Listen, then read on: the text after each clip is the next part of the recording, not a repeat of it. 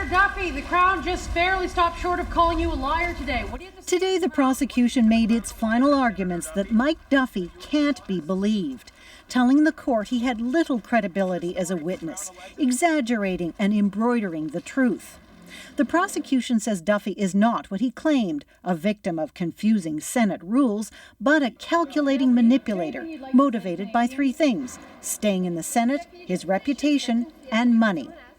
Very often things that Senator Duffy says are not guided by truth, but are driven by purpose. He says what he thinks serves his purposes. Prosecutor Jason Neubauer claims Senator Duffy set up a slush fund with his friend Gerald Donahue. Duffy billed the Senate for contracts and funneled more than $64,000 into the fund, which he used for personal expenses, including cell phones, makeup, and a personal trainer. The Crown also claims Duffy misled the Senate and the Prime Minister's office about his travel and living expenses, and then dictated the terms under which he would publicly admit his mistake and pay the money back.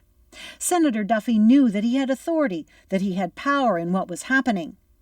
The prosecution says this was turning into a political embarrassment for the Conservative government. So when the former Prime Minister's Chief of Staff, Nigel Wright, said he'd pay the $90,000 expenses out of his own pocket to make the problem go away, Duffy promptly accepted the money and in doing that, broke the law. Ultimately, it was clear that Senator Mike Duffy accepted payment of a lot of money from Nigel Wright for his own use. Mike Duffy's lawyer will make his final arguments tomorrow.